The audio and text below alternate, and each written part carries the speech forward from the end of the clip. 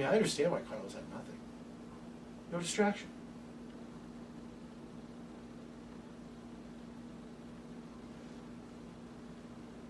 You know, you realize you're never done, right? You realize when it comes to living, you're never done.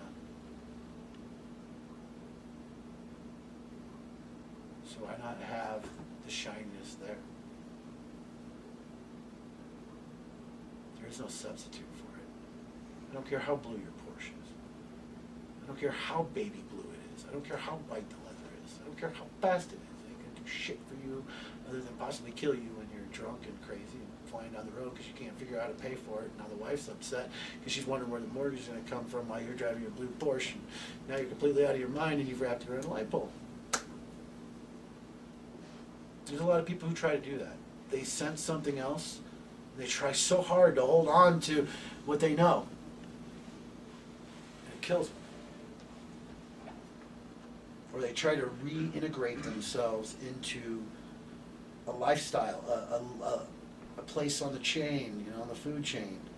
Try to get, ooh, I can't file out of grace. I gotta keep up. This is the impulse that keeps everybody from waking up. Because the minute you have the and you know something more, where do you go? Back to your bullshit, right? True? Yeah. Well, for not everybody, but yeah, it's true, huh? I know, I did that for years and years and years. I feel real great, feel like shit.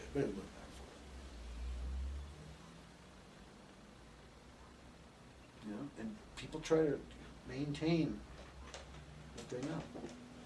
It destroys them. It destroys them. They try to maintain their place in the world. When their soul is saying, nah, it's time to go home. It's time to move on. It's time to untether yourself. And the whole society is designed as a giant leash. Every aspect of it, from education all the way to the way we die. One leash. Stretch it too far, you're going to catch a lot of attention. Snap it, people are going to want you dead. We got a radical floating around freely out there. You need to eradicate it. Jesus, wasn't he eradicated? Bob Marley was eradicated, or at least attempted to be eradicated. What about Gandhi? Oh yeah, he was shot too, wasn't he? He didn't die that way, but JFK, probably one of the most enlightened people to ever be a president. I mean, if you listen to what this guy was saying, the speeches you don't get to hear in school, shit's phenomenal.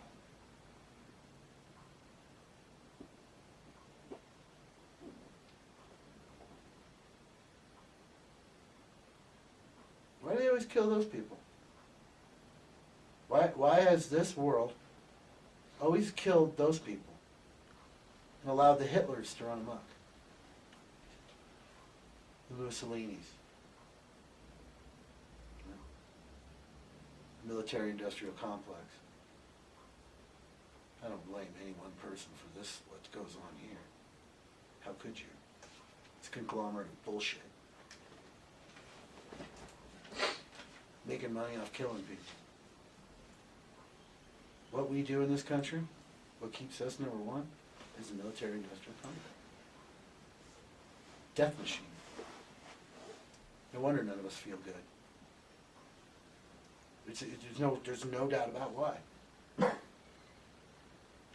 your tax dollars, every move you make, goes to funding that. You can sit here and pretend you have nothing to do with it, all you want, but you're feeling it.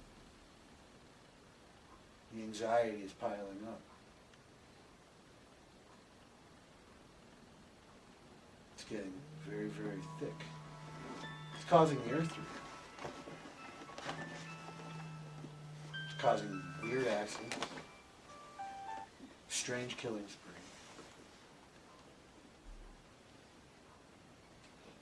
Because Do you think a universe that is alive and creating life wants you destroying it? Really? Wants you even thinking about feeding your children by killing somebody else's? We got some problems. We got a lot of shit to face. Hell, this country hasn't been paid for the genocide of the Native American. We haven't paid that bill yet. It comes due. Right? And what have we chosen to do?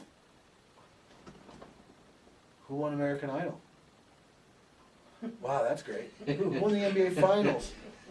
How boring can you get? It's the same damn thing every year. There's 29, 30 teams. One of them gets to be champion for the year. God, are we in high school? Really? Is that really that important? Because I know guys who are just, whoa. They're psychotic over it. They believe it. That it's glory and, you know? So every year we go through the same thing. Really? Death and entertainment. Really? You're talking about how broke our country's going. I was having a conversation with this guy. I know I'm way off the topic, but this is funny. I think it's interesting. I'm way off. I always do. I just write flyers just to get people in here.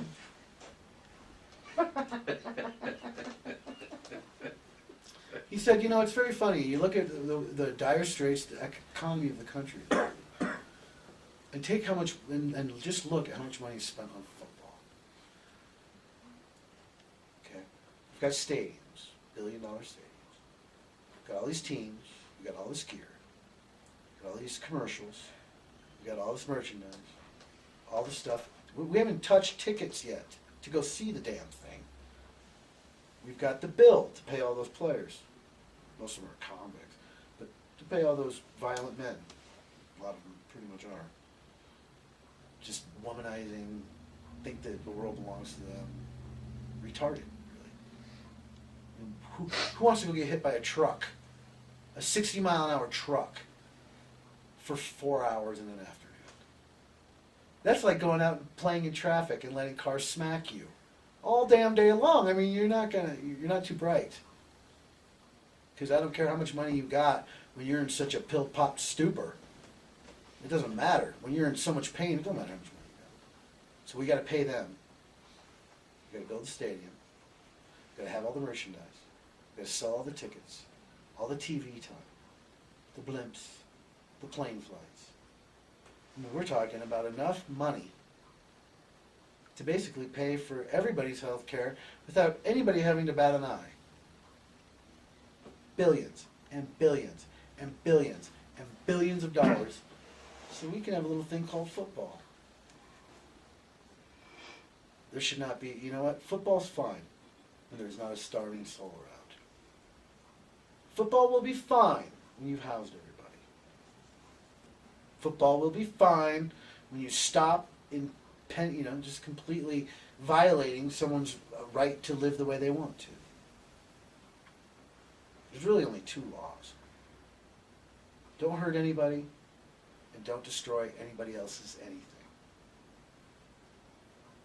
That's it. Until we get back to that, it's insanity. Pure insanity.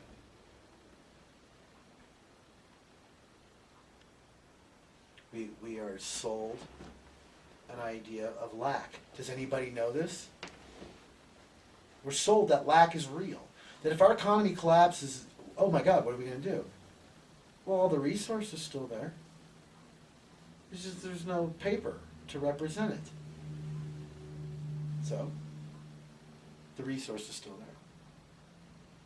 Just because you don't have money doesn't mean there's no food anywhere. Doesn't mean that bananas will stop growing on trees. It doesn't mean that, you'll plant a seed of lettuce and it won't grow unless you're buying it from Monsanto.